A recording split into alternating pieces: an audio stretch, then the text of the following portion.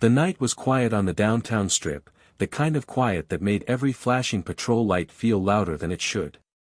Officer Daniels sat in his cruiser, bored but restless, tapping his fingers on the steering wheel when he spotted a black luxury sedan gliding past. Something about it, clean, polished, expensive, lit a spark in him. Too nice for this side of town, he muttered, suspicion already coloring his thoughts. He flipped on his lights, pulled out, and cut the sedan off near a side street. The car slowed, then stopped smoothly, hazard lights blinking.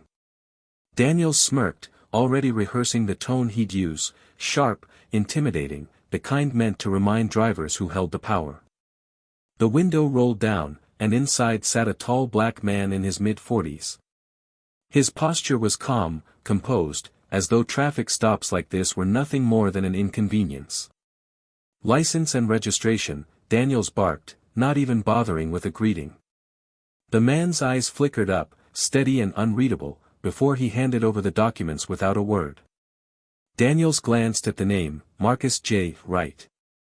The silence between them thickened, and Daniels felt the urge to fill it. "Out here this late, huh? Mind telling me what a guy like you is doing driving a car like this?" His tone carried the weight of accusation more than curiosity. Marcus Wright's lips curved ever so slightly, not a smile, more like a warning unspoken. "Officer," he said, voice even, calm as stone, "you may want to reconsider how you're speaking to me." Daniels stiffened at the man's calm but deliberate words. "Reconsider how I'm speaking?" The nerve. He leaned closer, shining his flashlight across the interior. Clean. No smell of alcohol, no mess. The man looked like he'd stepped out of a boardroom, not a back alley. But that only made Daniels bristle more. "You think you're above a traffic stop?"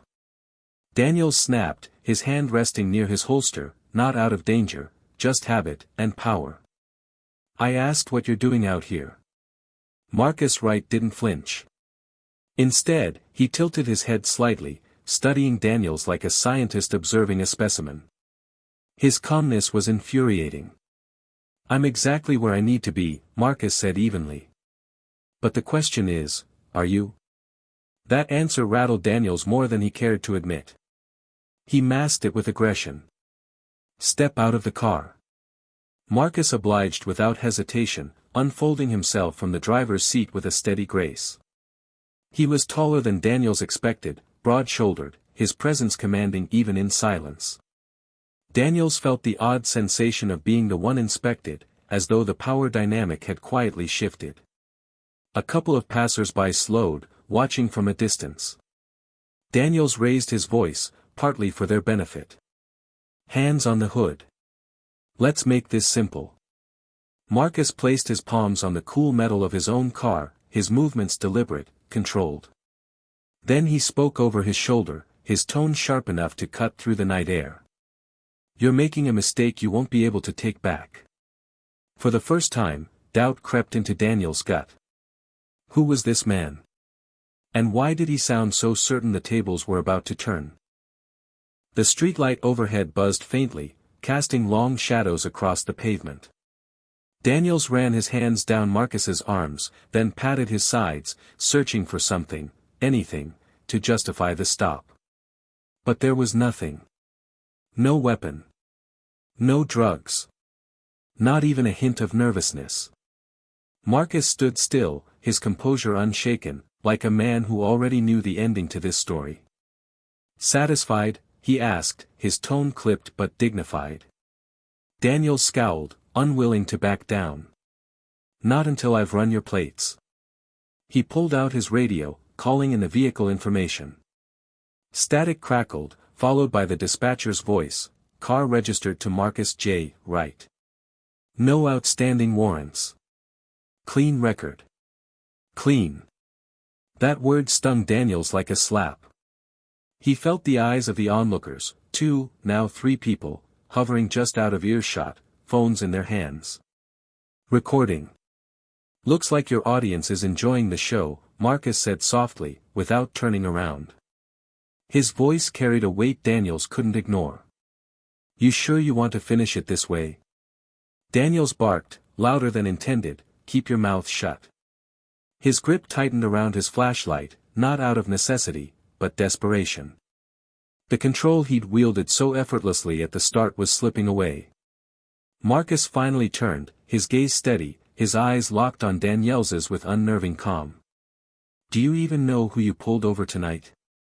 The question pierced deeper than Daniels cared to admit. His chest tightened, his instincts screaming that he'd stumbled into something far bigger than a routine stop. For the first time in his career, Daniels felt the unfamiliar chill of being the one under investigation. And Marcus Wright hadn't even begun.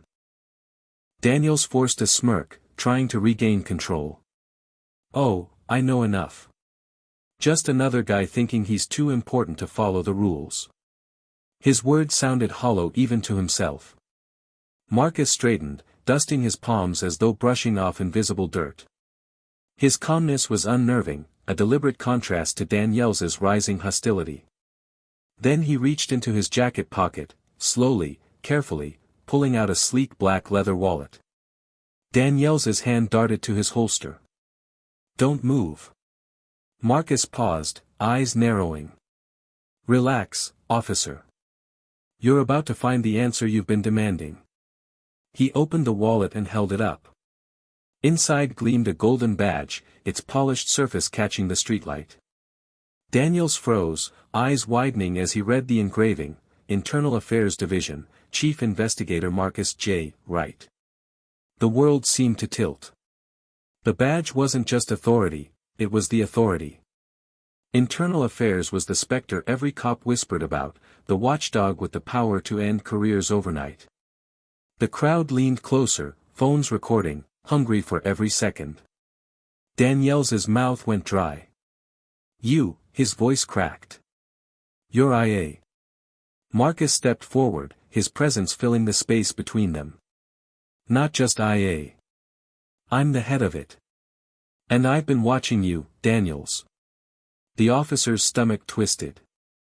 His reputation for hard stops wasn't exactly a secret, but hearing it spoken aloud by this man made it sound like a death sentence. Marcus leaned in, his words low enough for only Daniels to hear. "This isn't just a traffic stop anymore. This is an evaluation. And right now, you're failing, publicly." Daniels swallowed hard, the weight of every camera and every eye pressing down. For the first time, he was the one trapped under the spotlight. The silence that followed was unbearable. Daniels's pulse hammered in his ears, his throat dry as sand. The badge glinted like a mirror, reflecting back every reckless choice, every smug stop, every corner he'd cut believing no one was watching. But Marcus had been watching. All along.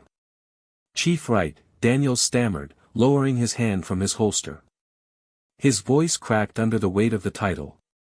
I didn't realize." "That's the problem," Marcus interrupted, his tone sharp as steel. "You don't realize who you're talking to. You don't realize the damage you cause.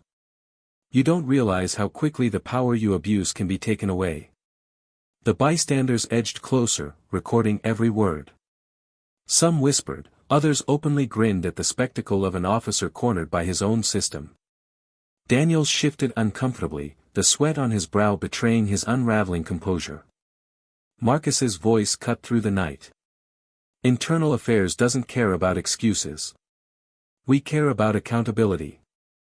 And tonight, you've given us more evidence than I could have hoped for." Daniels tried to protest. "I thought, you fit the profile, I." "Stop." Marcus's command was firm, final. "The only profile here is of an officer blinded by his own prejudice." The weight of the words crushed Daniels's defense. His mouth opened, but nothing came out. Marcus turned slightly toward the crowd, his presence regal, unshakable. "Ladies and gentlemen, this is what happens when power goes unchecked. But know this, change starts by shining a light where darkness has been allowed to grow." He turned back to Daniels, his eyes unblinking. "Report to Internal Affairs first thing tomorrow. Your career, officer, is officially under investigation." The sirens of another squad car wailed in the distance. For Daniels, they didn't sound like backup. They sounded like the end.